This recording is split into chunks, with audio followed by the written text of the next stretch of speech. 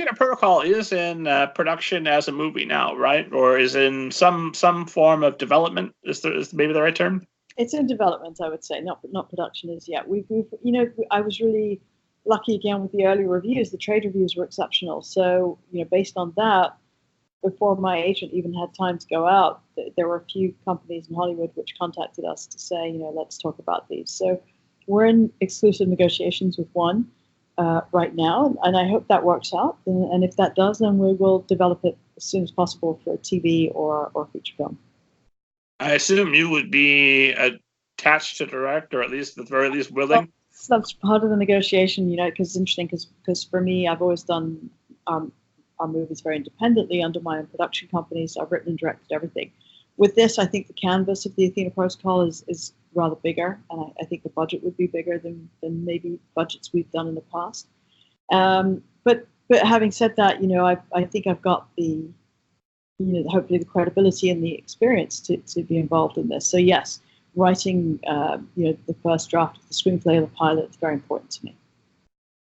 So next question for that would be then, knowing that you already made multiple films, award-winning films, and had quite a bit of success in that arena, why was it ideal for you to start this off as a series of novels as opposed to a screenplay that you put into production immediately?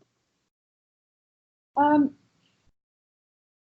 think it was just I felt the novel quite strongly, and I hadn't written the novel for several years, since Despite the Falling Snow, because I'd been busy writing and directing these 3 movies, and I hadn't actually sat down and written the novel, and I kind of missed it.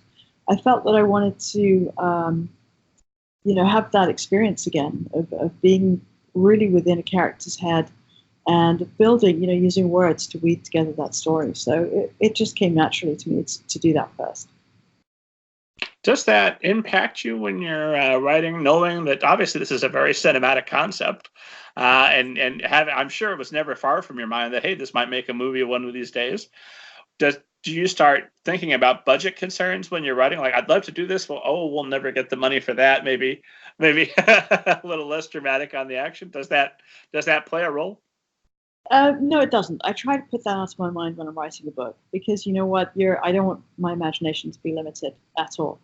Having said that, I'm not the kind of writer who is thinking about how big I can make this explosion, or how many rockets I can have falling out of the sky. I'm pretty much character driven. So even a lot of the tension and action in this book is character driven. So Jessie may end up getting into a fight because she said the wrong thing to the wrong person, rather than because there was a random person on the street. You know what I don't like coincidences. I like everything to be character driven. So a lot of the action is manageable. It's often hand-to-hand fighting. It's breaking out of situations. It's climbing, hacking, doing some really exciting stuff that brings our characters' strengths to bear. But no, I don't think about the budget. I think about the budget, of course, when you end up doing the screenplay and the TV show and whatever. But I try never to compromise on what the vision is. But there's, I think independent film has been a good training for how do you work within the confines of a certain budget or a certain world without compromising your creative vision. And I think I've gotten kind of good at creatively managing that process. And that being said, I didn't think there was anything in here that would be so wildly out of control for a budget that you probably couldn't make it just you and 2 other people on on pizza money. But I think you could probably get this funded without it being a massive, ridiculous undertaking. Absolutely. It's not something that relies on the special effects and the visual effects for it to be meaningful. There are some movies out there that you just go to the cinema to see the explosions, or to see how they've managed to do this huge thing. And the character development is very much secondary. And for me, the character is everything. So I think around that, the way the fights and the chases are filmed is I think it's important to make them look authentic and real.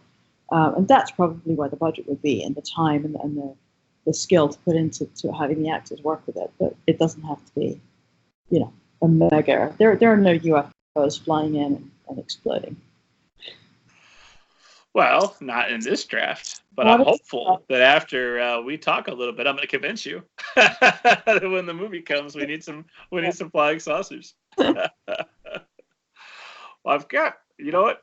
Now I'm torn because I've got a couple more questions for you about making movies, but everybody that listens to the show knows I at some point have to ask you, because I ask every guest. Yeah. Shamim Sarif, have you ever seen a flying saucer, and do you believe in them?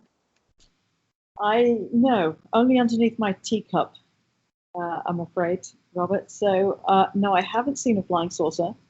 Do I believe in them? I don't disbelieve in them. Let's put it that way. I don't think I've actively thought about whether I believe in flying saucers, but I do think, as Shakespeare said, there are more things on heaven and earth than we can conceive of. And so I never say never. Got you. Well, they're out there. But that's another discussion. They're out there, and they need to be in the Athena Protocol 2, or at least 3. Right now we only have Kit, who's a British rock star who likes her cup of tea. So she may well take her tea with a saucer. So, and when she gets upset, she may well throw one. So that could be the end.